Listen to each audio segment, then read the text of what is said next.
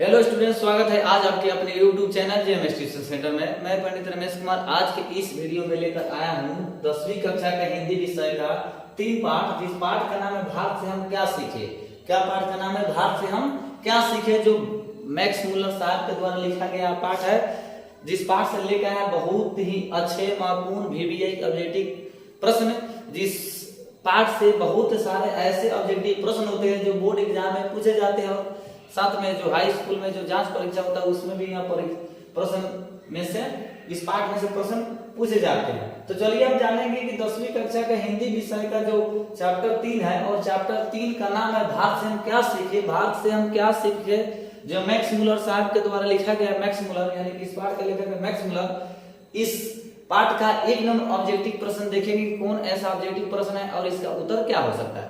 चलिए मेरे प्यारे स्टूडेंट, इसमें देखना है आपको कि कौन ऐसा ऑब्जेक्टिव है जो बोर्ड एग्जाम 2024 के लिए must and important VBI objective प्रश्न है, और उसका उत्तर क्या है। समझिए कि इस पाठ से जो भी प्रश्न है, इस प्रश्न का एक ही ऑप्शन उत्तर दिया गया सीधे। जैसे पूछा जाएगा आपके से कि भारत से हम क्या सीखे पाठ के लेखक कौन है, तो आपको सीधे बताना है मैक्स मुलर। ठीक है, भारत से हम क्या सीखे पाठ के लेखक कौन है, तो मैक्स मुलर। ठीक है, चलिए इस पाठ में हम ज्यादा देर ना करते हुए शुरू करते हैं इस पाठ का 1 नंबर ऑब्जेक्टिव प्रश्न। चलिए मेरे प्यारे स्टूडेंट, इसमें देखेंगे कि कौन सा ऑब्जेक्टिव प्रश्न और इसका क्या उत्तर हो सकता है। तो चलिए वीडियो को हम ज्यादा देर ना करते हुए शुरू करते हैं इस पाठ का 1 नंबर ऑब्जेक्टिव प्रश्न। 1 नंबर जो ऑब्जेक्टिव आपका प्रश्न है, 1 नंबर ऑब्जेक्टिव प्रश्न क्या है, पाठ का नाम है भारत से हम क्या सीखे। 1 नंबर ऑब्जेक्टिव प्रश्न है कि भारत से हम क्या सीखे के रचनाकार कौन है। मतलब भारत से हम क्या सीखे पाठ के लेखक कौन है, रचयिता कौन है, तो है मैक्स मुलर। क्या है? Max Muller. ठीक है, चलिए 2 नंबर है भारत से हम क्या सीखे गद्य की कौन सी विधा है, तो भारत से हम क्या सीखे गद्य की भाषण है। कौन विधा है, तो भाषण है। ठीक है, यह कहानी नहीं है, भाषण है। चलिए किनके द्वारा लिखा गया, तो ये मैक्स मुलर के द्वारा लिखा गया। क्या है 2 नंबर प्रश्न के अपार सफलता के बाद अब देखिए 3 नंबर प्रश्न। 3 नंबर प्रश्न क्या है, मैक्स मुलर के पिता का नाम क्या था। तब मैक्स मुलर के पिता का नाम विल्हेल्म मुलर था। विल्हेल्म मुलर, क्या नाम था, विल्हेल्म मुलर। मैक्स मुलर साहब के पिताजी का नाम देख लीजिए। आगे 4 नंबर, मैक्स मुलर का जन्म कब हुआ था। तो मैक्स मुलर का जन्म 6 दिसंबर 1823 ईस्वी को हुआ था। कब हुआ था? 6 दिसंबर 1823 ईस्वी को। आगे 5 नंबर के विश्व विख्यात विद्वान फ्रेडरिक मैक्स मुलर का पूरा नाम है फ्रेडरिक मैक्स मुलर का जन्म कहाँ हुआ था, तो कहाँ हुआ था, तो वह जर्मनी में हुआ था। 4 ऑप्शन दे देगा आपको, पूछ देगा भारत, अमेरिका, चीन और जर्मनी। तो आपको जो ऑप्शन सही हो ना, वही ऑप्शन के आपको क्या करना है, सही कर देना। ठीक है, उसको रंग देना है। चलिए इसको इतना अच्छा से देख लीजिए कि भूल ना पड़ा। थोड़ा सा परेशानी है कि अभी हमको मोबाइल से रिकॉर्ड करना पड़ता है। जब भाई हम माने बड़का कैमरा लगा लेंगे ना, तो बहुत बढ़िया हम कंटेंट लेके आएंगे। कोई बात नहीं है। क्या होता है कि हमको 10 घंटा पहले ऑफलाइन क्लास लेना पड़ता है, इसलिए तो थोड़ा एनर्जी कम हो ही जाता है। और इससे भी देखबे किया कि कितना हम बॉडी के बने हुए हैं।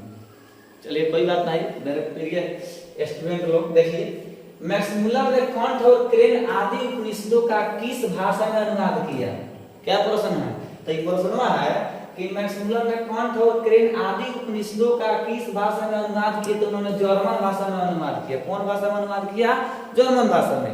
यदि मान लेते हैं कि ये प्रश्न आपको याद होगा ना, तो आप क्या कीजिए कि हमारा नंबरवा लिख लीजिए इसमें 91 और उसके व्हाट्सएप पर अपना सेंसन बना भेजना है। ठीक है, चलिए 7 नंबर, मैक्स मुलर ने कालिदास के किस पुस्तक का जर्मन भाषा में अनुवाद किया था। मैक्स मुलर ने कालिदास के किस पुस्तक का जर्मनी भाषा में अनुवाद किया था। वह मेघदूत का जर्मनी भाषा में अनुवाद किया था। लेखक में तो यह खासियत होता है, जो इंग्लिश लेखक है तो उनके कुछ जो लोग जो होते हैं, जो उनके क्या करते हैं, जिसको डायरेक्टर कहा जाता है, कन्वर्ट करते हैं इंग्लिश से हिंदी में, हिंदी से संस्कृत में, संस्कृत से तमिल में, तमिल से तेलुगु में, तेलुगु से क्या होता है, अनेक माने भाषा में, जर्मन भाषा से कोई भाषा में वह अनुवाद करते रहता है ताकि सुविधा लोग विद्यार्थी को प्राप्त हो सके। चलिए आगे देखते हैं क्या प्रश्न था कि मैक्स मुलर ने कालिदास के किस पुस्तक का जर्मनी भाषा में अनुवाद किया। तो उन्होंने मेघदूत का अनुवाद किया था। क्या समझे? मेघदूत का। ठीक है, चलिए मेघदूत का जर्मन में अनुवाद किसने किया था, ये प्रश्न होता है। थोड़ा सा घुमा दिया है कैसे घुमा, ऐसे घुमा दिया। मेघदूत का जर्मन में अनुवाद किसने किया था? मेघदूत का जर्मन में अनुवाद मैक्स मूलर ने किया था। कौन किया था? तो मैक्स मूलर ने। 4 गो ऑप्शन में देगा, फिर देगा आचार्य प्रसाद द्विवेदी, उसके बाद में रामधारी सिंह दिनकर, मैक्स मूलर, आगवारू कौन दे सकता है? चाहे में से कोई नहीं। तो आपको जो सही लगेगा यानी कि यही है क्या, मैक्स मूलर। तो ओकरे सामने देखेंगे ABCD कौन है, उसको रंग देना है। कुछ लोग ऐसे होते हैं, कुछ स्टूडेंट ऐसे होते हैं जो क्या करते हैं, याद करते कि 5 के A, 6 के B, 7 के D, 8 के A, इस तरह से नहीं याद करना, बल्कि ABCD पूछ रहे उसे मतलब देखना कि इसका सही जो है वो नाम क्या दिया। ठीक है, ए में रहता बी में। मान लीजिए कि यहाँ पर कि ए में मैक्स मूलर दिया, आपके जब टेस्ट बुक होके ना तो टेस्ट बुक में वो ऑप्शन में बी में दे देगा, तो बी में देगा तो आपका धक्का खा ही जाएगा नहीं। इसलिए कहा जाता है कि धोखा तो हुए था जिस पर भरोसा होता था, भरोसा मत कीजिए, क्योंकि कहा जाता है फैशन के दौर में गारंटी की इच्छा मत करें। ठीक है, आगे है और आगे मैक्स मूलर को वेदांतियों का भी वेदांती किसने कहा है? बहुत ही बढ़िया प्रश्न। मैक्स मूलर को वेदांतियों का भी वेदांती किसने कहा था? स्वामी विवेकानंद ने कहा। किसने कहा? तो स्वामी विवेकानंद ने कहा। क्या कहा है कि मैक्स मूलर को वेदांतियों का वेदांती किसने कहा है? तो स्वामी विवेकानंद ने कहा। चलिए आगे, मैक्स मूलर ने वर्ष की अवस्था में लिपजिंग विश्वविद्यालय से संस्कृत का अध्ययन प्रारंभ किया था। यानी कब किया था? तो वहां 18 में किया था। अगला प्रश्न क्या है कि मैक्स मूलर ने वर्ष की अवस्था में लिपजिंग विश्वविद्यालय में संस्कृत का अध्ययन प्रारंभ किया था 18 में प्रारंभ किया था। चलिए इसके बाद में आगे बढ़ते हैं। आगे मैक्स मूलर ने नया सिकंदर किसे कहा है? मैक्स मूलर ने नया सिकंदर किसे कहा था? मैक्स मूलर ने नया सिकंदर युवा अंग्रेज अधिकारियों को कहा है। युवा अंग्रेज अधिकारियों को कहा। थोड़ा सा जितना अच्छा आपको वहां दिख रहा होगा ना, उतना अच्छा हमको बुढ़वा को नहीं दिखता, इसलिए थोड़ा सा पढ़ने में परेशानी हो जाता है, इसलिए मत समझिएगा थोड़ा इन्हें उन्हें। चलिए 12वां प्रश्न है। 12वां प्रश्न है कि मैक्स मूलर के अनुसार भारत की सबसे प्राचीन भाषा कौन है? मैक्स मूलर साहब के अनुसार भारत की सबसे प्राचीन भाषा कौन है? तो सबसे प्राचीन भाषा है ना, वह संस्कृत है। कौन है प्राचीन भाषा? कौन है? तो संस्कृत है। बात समझे? चलिए आगे 13 नंबर कि सर विलियम जोन्स ने समुद्र यात्रा करते हुए भारत कब पहुंचे थे? कि सर विलियम जोन्स ने समुद्र की यात्रा करते समय यानी कि नाव से आते समय, कि हमने एक लोग डेंगी कहता है, वो डेंगी से आ रहे थे, तो कब आते आते भारत में कब पहुंचे? तो 1783 ईस्वी में पहुंचे। कब पहुंचे? तो 1783 में। इसको क्या कर लेना, आपको खूब बने से याद करना। ये प्रश्नों का आप लिख लीजिएगा, इसको याद कर लीजिएगा। तो ये ऐसा प्रश्नों का कंटेंट बनाया गया है कि एक भी भूलने वाला नहीं है। इसको भूलेगा ना, जीवन भर झूलेगा। चलिए आगे 14 नंबर वारेन हेस्टिंग्स कहाँ का गवर्नर जनरल था? तो वह भारत का था। कहाँ का गवर्नर जनरल था? तो वह भारत का था। ठीक है, अगर 15वां प्रश्न है, अरे नीचे भी देख लेना। मैक्स मूलर की दृष्टि में सर्वाधिक संपदा और प्राकृतिक सौंदर्य से परिपूर्ण कौन सा देश है? मैक्स मूलर साहब क्या बताए थे? थोड़ा सा नीचे पढ़ लेना, देख लेना।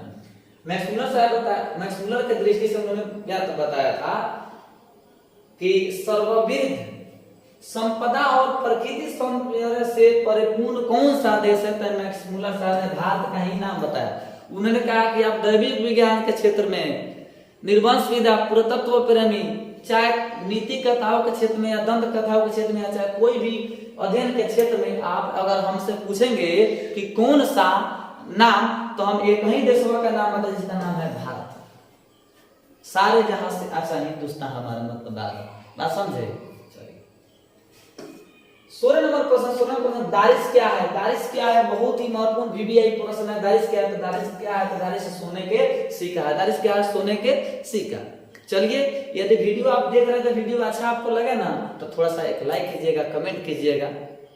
ठीक है, इससे बहुत अच्छा लगता है, कमेंट करता है। और चैनल को सब्सक्राइब नहीं तो चैनल को सब्सक्राइब कर लीजिएगा कि थोड़ा सा हमको भी मतलब प्राप्त हो जाए, इसलिए हम कैमरा जल्दी के लगा दे। थोड़ा सा भी प्रॉब्लम है तो लगा देंगे, तो उसके बाद में समझिए कि ऑनलाइन क्लास लिया जाएगा इस टाइम में। ठीक है, चलिए समझ पा रहा है। दारिश क्या है? तो दारिश सोने के सिक्का है। दारिश क्या है? तो दारिश सोने के सिक्के। अच्छा रहा है।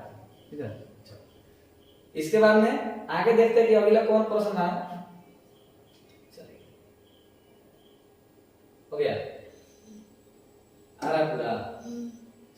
16 के बाद में 16 नंबर प्रश्न की दारिश क्या है, तो 16 दारिश नंबर क्या है, तो दारिश सोने का सिक्का है। दारिश क्या है, तो दारिश जो है वो सोने का सिक्का है।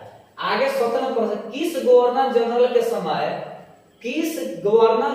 समय 172 दारिश नामक सोने से भरा घड़ा मिला था? तो वहां उत्तर हो जाएगा वारेन हेस्टिंग्स के समय क्या हुआ था, 172 दारिश नामक सोने से भरा पड़ा एक घड़ा मिला था। घड़ा में से घैला जो हम लोग कुम्हार में बनाते हैं। 18 नंबर है, वारेन हेस्टिंग कहाँ का गवर्नर जनरल था? तो वह कहाँ का था, तो वह भारत का था। चलिए एक प्रश्न है ना, थोड़ा सा रिपीट हो गया, हमारा टाइपिंग करने वाला भाई साहब तो थोड़ा सा कभी कभी झपकी देने लगते हैं। आगे वारेन हेस्टिंग्स के समय बनारसी में कितने दारिश नामक सोने के सिक्के मिले थे? तो देखिए लिए हैं, नहीं देखे हैं, कितना मिला था, तो 172 को सोने का सिक्का मिला था। अब कथी में रखा था, तो घैले में रखा था, घड़ा में, पोट। 20 नंबर है, किसके अध्ययन क्षेत्र में भारत के कारण नवजीवन का संचार हो चुका है? तो नीति कथा के क्षेत्र में।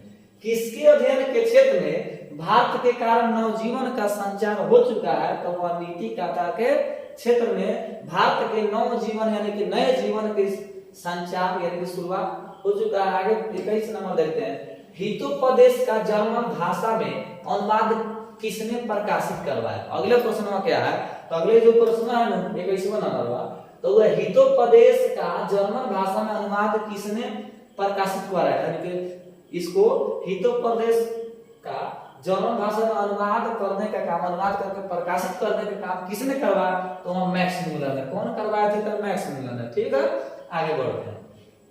चलिए आगे प्रश्न है कि कौन सी भाषा और उसका साहित्य यूनान और रोम के संपूर्ण साहित्य से भी कहीं अधिक विशाल रहा है?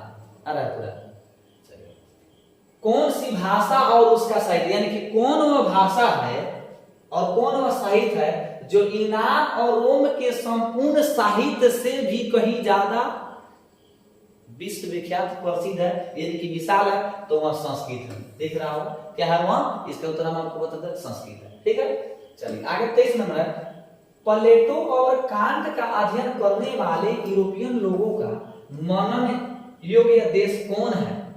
प्रश्न क्या है कि प्लेटो और कांट का अध्ययन करने वाले यूरोपियन लोगों के मनन योग्य देश कौन है? तो वह भारत है। कौन देश है? तो भारत है। चलिए मेरे प्रिय स्टूडेंट, वीडियो कैसा लगा? अच्छा लगे तो लाइक करना, कमेंट करना, अपने दोस्तों के पास शेयर करना, बेईमानी नहीं करना, उनको शेयर कर ताकि उनको भी आपके मार्फत से उनको मदद मिल सके। इस वीडियो अच्छा लगे तो आपको कमेंट करके बताना कि कैसा लगा।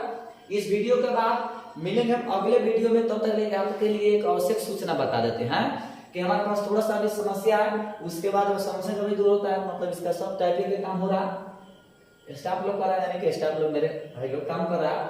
अब जब कर लेता है तो समझिए कि इसका 4 ऑप्शन वाला भी ऑप्शन हम आंसर लेके आने वाले हैं, इसलिए आपको चिंता नहीं करना है। थोड़ा सा कोई काम शुरुआत किया जाता है तो थोड़ा उसमें ज्यादा परेशानी यानी कि बहुत सारा कठिनाइयों का सामना करना पड़ता है, लेकिन आप लोग तो मुझे कोई बात का दिक्कत नहीं है। कहा जाता कि आप जो मेरे मित्र ना होते, होठों पे मेरे गीत ना होते। चलिए इस मैक्स मुलर साहब के द्वारा लिखा गया पाठ था भारत से हम क्या सीखे, उस पाठ के कुछ ऑब्जेक्टिव प्रश्न इसको हम देखे हैं, तो सोचा कि इसको भी जरूरी है। प्रश्न क्या के हकर्स कौन थे? तो हकर्स वनस्पति वैज्ञानिक थे। क्या थे? तो वनस्पति विज्ञानी थे। आगे 25 नंबर प्रश्न है कि महारानी विक्टोरिया के द्वारा किसे नाइट की उपाधि प्रदान की गई थी? महारानी विक्टोरिया के द्वारा किसे नाइट की उपाधि प्रदान की गई थी, दी गई थी? तो वहां मैक्स मुलर साहब के द्वारा, यानी कि मैक्स मुलर के द्वारा विक्टोरिया रानी मैक्स मुलर को किसने? तो महारानी विक्टोरिया के द्वारा नाइट की उपाधि दी गई थी, यानी कि उपाधि लेने वाले कौन थे? तो वो मैक्स मुलर थे। इसके बाद अगला प्रश्न देखते हैं। अगला प्रश्न आया कि मैक्स मुलर के अनुसार सच्चे भारत के दर्शन कहाँ हो सकते हैं? मैक्स मुलर साहब के अनुसार सच्चे भारत के दर्शन भारत के गांव में ही हो सकते हैं, यानी कि ग्रामीण भारत में। सच्चे भारत के दर्शन कहाँ हो सकते हैं? तो ग्रामीण भारत यानी कि भारत के गांव में, क्योंकि भारत को गांव का देश कहा जाता है। 27 नंबर प्रश्न है, प्लेटो और कांट कौन थे? तो प्लेटो और कांट क्या थे? तो महान दार्शनिक थे। महान क्या थे? दार्शनिक थे। 28 नंबर प्रश्न है, भारत का सर्वाधिक आबादी कहाँ बसती है? भारत की सबसे अधिक आबादी कहाँ बसती है? तो वहां गांव में। कहाँ बसती है? गांव में। आगे 29 नंबर प्रश्न है, संस्कृत भाषा की पहली विशेषता क्या है? संस्कृत भाषा जो है उसकी पहली विशेषता क्या है? तो उस भाषा की पहली विशेषता है प्राचीनता या प्राचीन काल के भाषा है। 30 नंबर प्रश्न है, शाहनामा का रचना काल है? तो शाहनामा का रचना काल 10वीं 11वीं सदी है। शाहनामा का रचना काल क्या है? तो शाहनामा का रचना काल 10वीं 11वीं सदी है। ठीक है। 31 नंबर प्रश्न, निर्वंश विद्या का संबंध किससे है? अगला क्या है कि निर्वंश विद्या का संबंध किससे है? तो निर्वंश विद्या का संबंध मानव विज्ञान से। किससे है? तो मानव विज्ञान से। ये तो था भारत से हम क्या सीखे पाठ से 24 नंबर प्रश्न से 31 नंबर प्रश्न जो भी आई है इसको क्या करना, वीडियो के माध्यम से देखना है और इसको याद कर लेना। चलिए इसके बाद में आगे देखा जाए।